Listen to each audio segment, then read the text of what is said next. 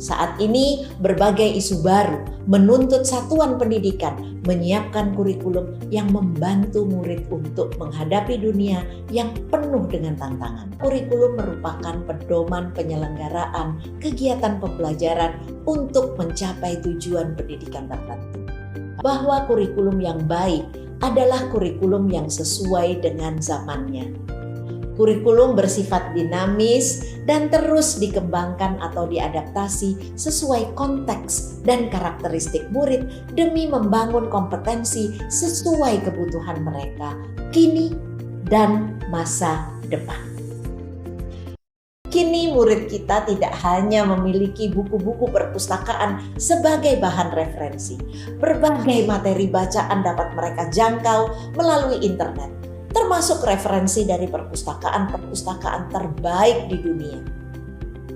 Betapa zaman sungguh berubah. Cita-cita murid kita lebih beragam dan mungkin sesuatu yang tidak pernah terbayangkan sebelumnya. Mereka kini ingin menjadi ilustrator, animasi karakter kartun, menemukan software komputer, pengembang aplikasi games, atau bahkan gamer atau YouTuber.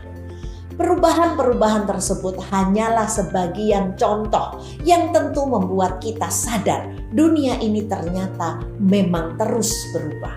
Jika mengingat kata-kata Ki Hajar Dewantara pada modul Merdeka Belajar, maksud pendidikan adalah menuntun segala kekuatan kodrat yang ada pada anak-anak agar mereka dapat mencapai keselamatan dan kebahagiaan yang setinggi-tingginya baik sebagai manusia maupun sebagai anggota masyarakat.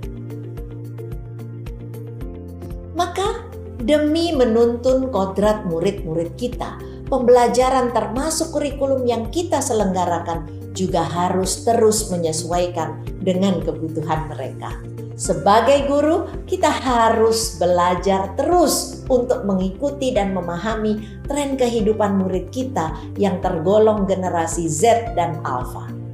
Berbagai penelitian menyampaikan bahwa mereka sulit dipisahkan dengan media sosial. Keadaan ini bisa dimanfaatkan oleh guru untuk tujuan pembelajaran. Misalnya dengan meminta murid membuat dan mengumpulkan tugas melalui aplikasi digital. Ada pepatah yang mengatakan, "It takes a village to raise a child." Butuh seluruh desa untuk membesarkan seorang anak. Bagaimana ibu dan bapak guru memaknai pepatah tersebut? Pepatah ini menyiratkan perlunya peran orang tua, masyarakat, dan sekolah dalam mewujudkan kurikulum yang berpihak pada murid. Merekalah yang disebut sebagai 3 pilar pendidikan. Oleh sebab itu, ketika kita merancang kurikulum, kita harus menempatkan kebutuhan, pendapat, pengalaman, hasil belajar, serta kepentingan murid sebagai rujukan utama. Sejatinya, kurikulum dirancang untuk murid agar dapat mewujudkan seluruh kompetensi yang diharapkan dari kurikulum. Semua pihak harus berkolaborasi maksimal. Misalnya, guru terus belajar memfasilitasi pembelajaran yang sesuai. Orang tua terus memahami perkembangan dan kebutuhan murid. Begitu juga dengan pemerintah daerah dan pusat, serta semua yang bergerak di bidang pendidikan juga harus terus mengikuti perkembangan kebutuhan murid.